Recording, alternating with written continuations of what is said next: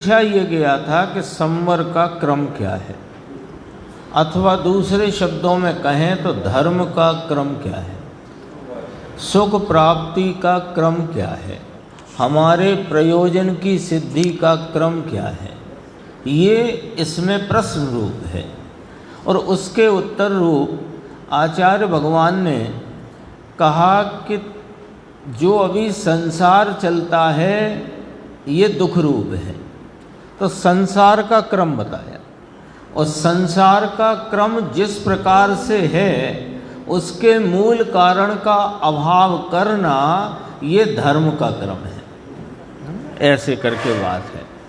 कल एक दृष्टांत ख्याल में था पर वो आज अपन बात करते हैं और फिर वहाँ से आगे अपन चर्चा शुरू करते हैं कि जैसे किसी व्यक्ति को कोई संक्रमण हो गया किसी प्रकार का और वह संक्रमण होने के कारण से उसे बुखार है, बुखार के कारण से उसके शरीर में दर्द है और शरीर में दर्द होने के कारण से उसकी भूख खत्म हो गई है और भूख खत्म हो जाने से उसके पाचन की गड़बड़ी है और वह दुखी है, ऐसे समझो।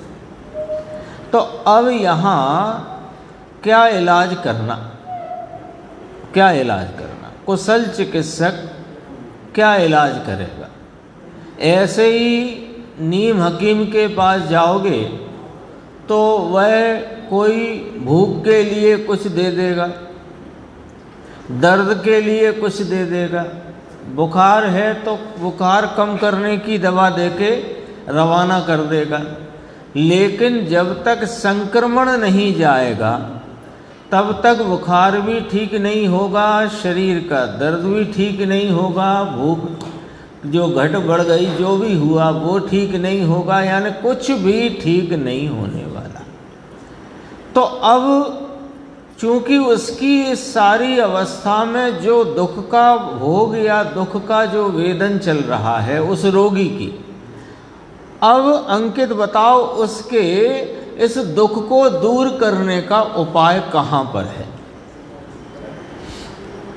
कहाँ है उसका उपाय। कि उसका उपाय जो है वो है कहाँ कि जहाँ संक्रमण है तो संक्रमण दूर करो तो ये सारी तकलीफें दूर हो जाएंगी, है ना। रोगी पूछता भी है, उस चिकित्सक से पूछता भी है, उसने कहा ये आप 7 दिन 5 दिन दवाई खाओ ठीक हो जाओगे, तो वो पूछता है कि साहब इसमें आपने दर्द की दवाई दे दी क्या, आपने इसमें बुखार का कुछ लिखा क्या। तो कहते तुम तो ये दवाई खाओ और निरोग हो जाओ, तुम इस बात की चिंता छोड़ दो। ऐसे ही ये जीव अनादि से इस संसार में अनेक प्रकार के दुखों को, जन्म मरण के दुखों को भोगता हुआ परेशान है, दुखी है। उसका कारण क्या, यहाँ से इस बात को आचार्य भगवान ने प्रारंभ किया कि उसका कारण वास्तव में जो परिणति में उत्पन्न होते रागादि भाव और उनके निमित्त रूप परद्रव्य, क्योंकि रागादि जीव की परिणति में निमित्त से नहीं होते लेकिन निमित्त का संग करने से होते हैं। तो जो रागादि परिणाम उत्पन्न हो रहे हैं वे और उनके निमित्त, उनमें जो तुम लाभ और एकत्व कर रहे हो ये तुम्हारी 4 गति में रखड़ने का, भटकने का कारण है, दुख का कारण ये है।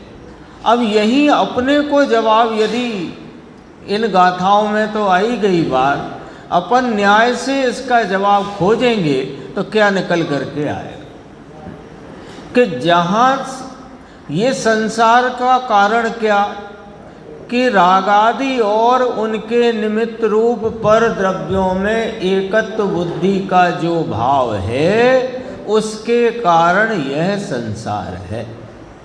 इस रागादि और परद्रव्य के एकत्व को शास्त्र की भाषा में मिथ्यात्व कहते हैं, यानी मिथ्यात्व ही संसार का कारण है अरे कारण क्या, ये ही संसार है। तो ये संक्रमण जो है, ये जो मिथ्यात्व का भाव है, ये दूर हो जाए तो क्या शुरू हो जाएगा? धर्म शुरू हो जाएगा, है ना। जैसे उस रोगी को वो संक्रमण जैसे दूर हुआ तो उसके उपचार शुरू हो गया। फिर अभी तो कमज़ोर है, वो कमज़ोरी भी दूर हो जाएगी, सब दूर हो जाएगा, भूख भी ठीक हो जाएगी, सब हो जाता। काय से ठीक हुआ? संक्रमण के जाने से। तो सारा का सारा मामला यहीं पर है। देखो आज जो गुरुदेव ने यहाँ, कल आई थी बात, पर अपन यहाँ से शुरू करते हैं। यहाँ इसमें देख सकते हो आप, 653 पेज पे नीचे है, उसमें है 539 गुजराती पुस्तक में। देखो, धर्म इस क्रम से होगा। इस क्रम से अर्थात कौन से क्रम से प्रभु? के पहले आत्मा और कर्म के भेद विज्ञान द्वारा।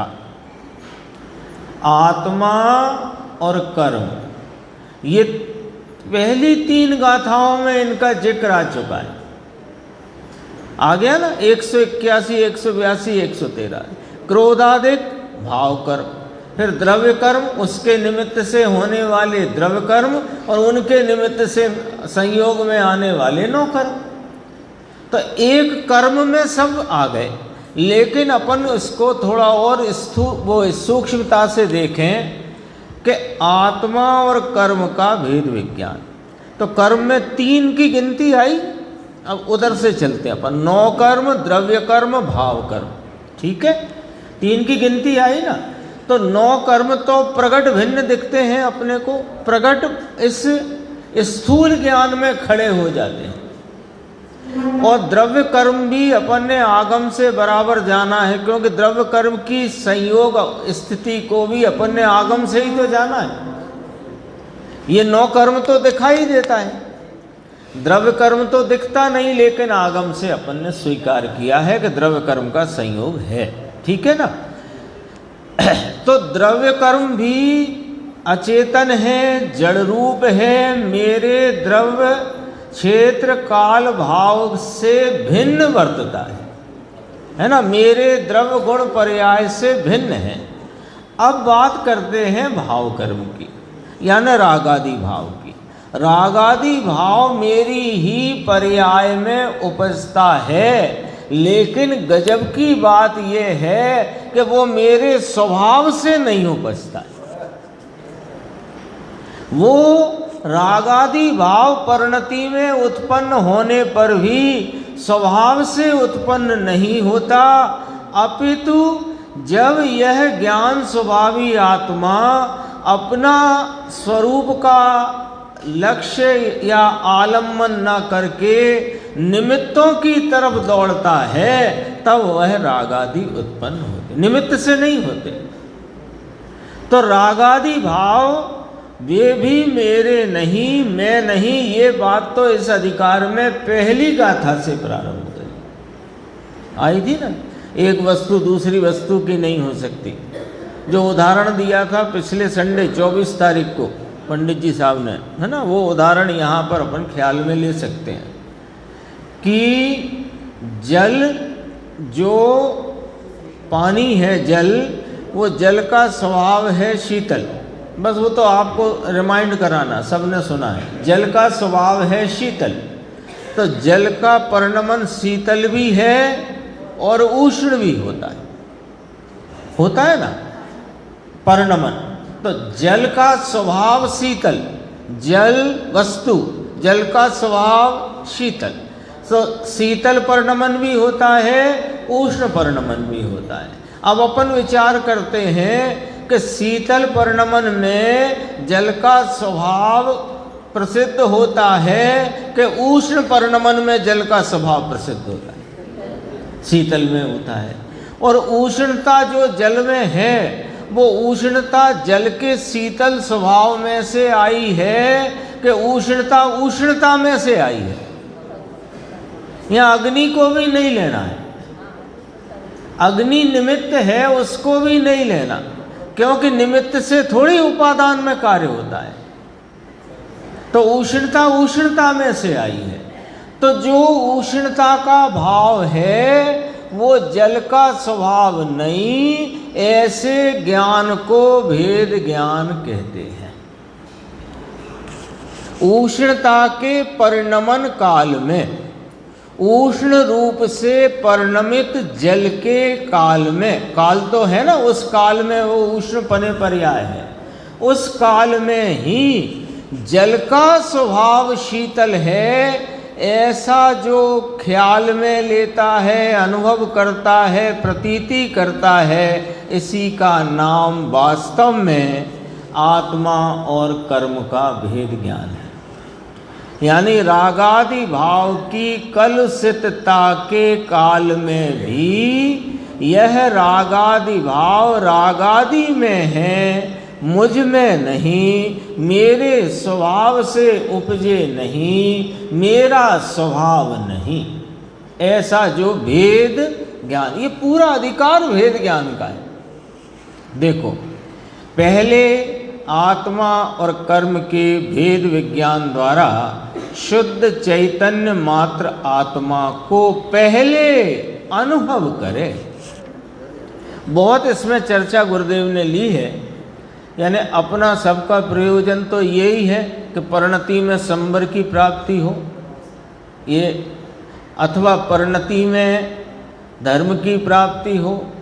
सरल शब्दों में कहो तो परिणति में अनादि दुख मिटकर अतीन्द्रिय सुख की प्राप्ति, है ना, ठीक है ना। तो कैसे हो इसकी चर्चा यहाँ चलती है। यहाँ से शुरुआत की है, यहाँ से शुरुआत करना है राकेश भाई। कहाँ से शुरुआत करना है कि आत्मा और रागादि विकारी भाव यह दोनों अत्यंत भिन्न है।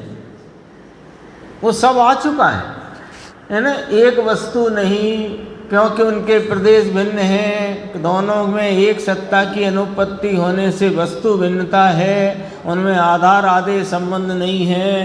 रागादि और आत्मा में स्वरूप विपरीतता है, इसलिए इनमें एक दूसरे में आधार आदि संबंध किसी प्रकार से भी स्थापित नहीं किया जा सकता। वो गाथा के ही क्रम में ये सब बात अपनी चलती आई है अपना। इसीलिए ये थोड़ा सा विकल्प रहा कि ये संवर अधिकार का चूँकि आई चुकी है गाथा 192 तक अपना विषय, तो पूर्ण कर लें इस अधिकार को। गजब की बात है। देखो,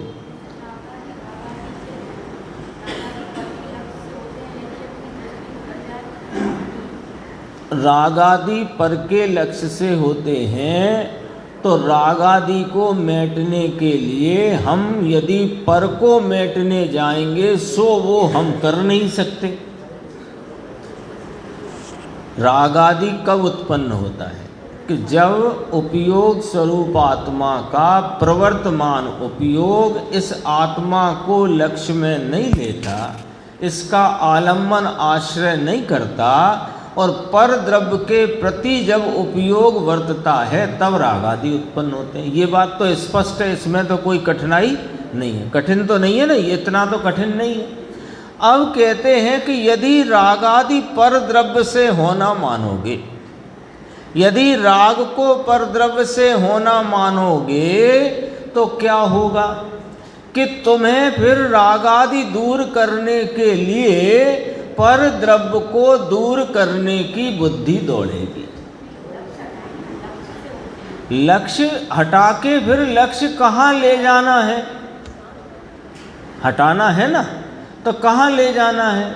अभी अपने को जब तक इस स्वभाव का भरोसा नहीं होगा कि मैं ही सुख स्वरूप हूँ, ये ही एक स्थान है जहाँ उपयोग यहाँ आकर विश्राम को प्राप्त होता है, नाम सुख के भाव को प्राप्त होता है, ये विश्वास होगा तब तो यहाँ आएगा ना। नहीं तो क्या होता है कि घर में जो अपने घर गृहस्थी के कार्य हों, कि व्यापार धंधे के कार्य हों, खाने पीने के कार्य हों, वहाँ से थकावट लगी तो मंदिर में आए, मंदिर में थके तो घर चले गए। तो क्या किया कि हमने परद्रव्य ना हटाए ना जुटाए, हमने तो लक्ष्य छोड़ा है। तो लक्ष्य कैसा छोड़ा तुमने?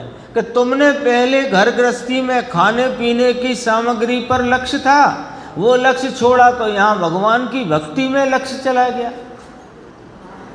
तो स्वभाव की तरफ आया नहीं, और स्वभाव की तरफ आया नहीं तो सुख की प्राप्ति हुई नहीं, राग ही खड़ा रहा। और राग तो दुख रूप है। राग के तो 4 स्पष्ट लक्षण हैं, आश्रव कहो कि राग कहो, 4 है ना उसके। अशुचि है, विपरीत है, दुख रूप है, दुख के कारण है। बोलो निर्देश भाई, पूजा को कायम रखना दुख रूप के सुख रूप? तो जो है सो रखना पड़ेगा ना, रखना ही पड़ेगा।